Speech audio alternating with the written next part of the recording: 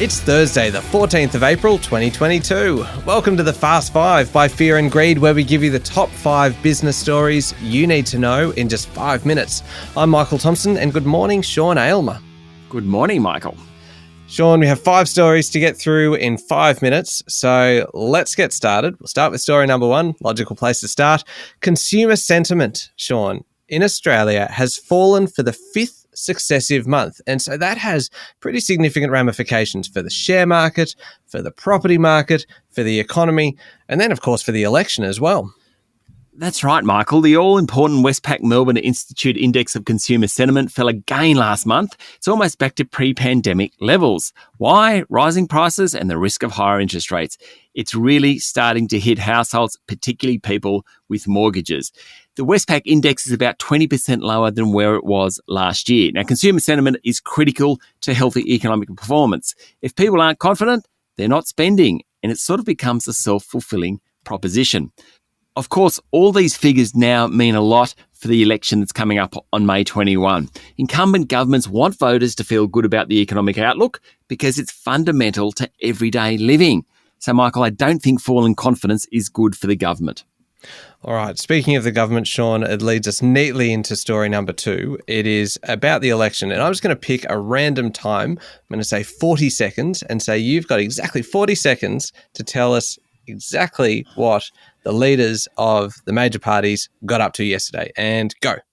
Anthony Albanese was campaigning on health, promising $135 million for 50 urgent care clinics. His press conferences were notably shorter yesterday, in line with reports that Labor's election planners want him to answer fewer questions and sharpen up his image. He also found himself defending the decision to drop plans to increase job seeker unemployment benefits. Prime Minister Scott Morrison was re-announcing payment of $250 million to Australia's remaining domestic fuel processing plants.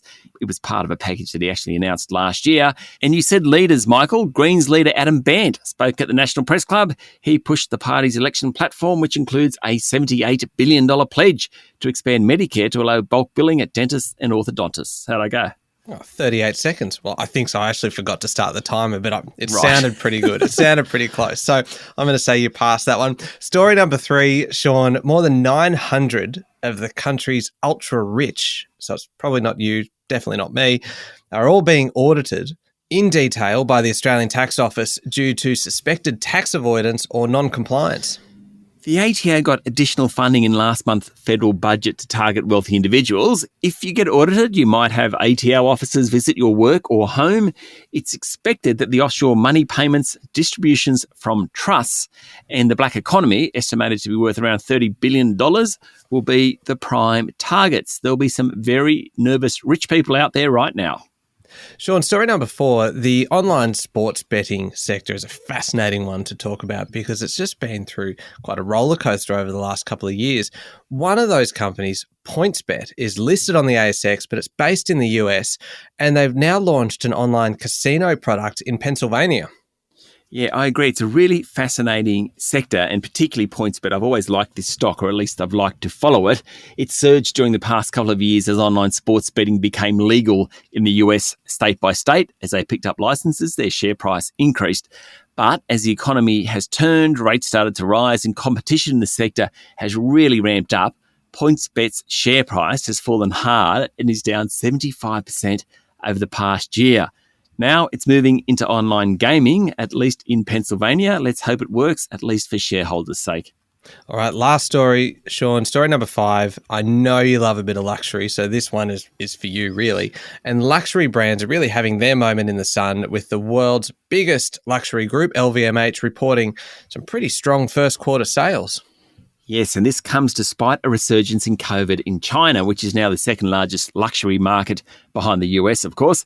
Luxury brands are doing really well, with a big jump in prices for high-end jewellery and watches. As inflation rises and petrol, electricity and food costs increase, those most affected are in lower socio-economic groups. The rich don't feel the pain of more expensive petrol like the poor do. It seems that the rich are now spending up big, in contrary to more pessimistic forecasts a few months ago.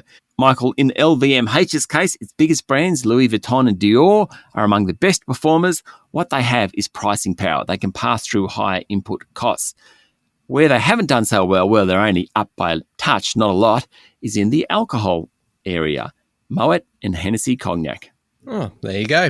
All right, the top 5 business stories in 5 minutes. Thank you, Sean. Thank you, Michael. It's Thursday, the 14th of April, 2022. Remember to hit follow on the podcast. And if 5 minutes isn't enough, you can find our longer daily show called Fear and Greed on your podcast platform. And if you're after something a little bit lighter, our other business podcast, Safe Word by Fear and Greed, is out today every Thursday. So search for that one on your podcast platform as well.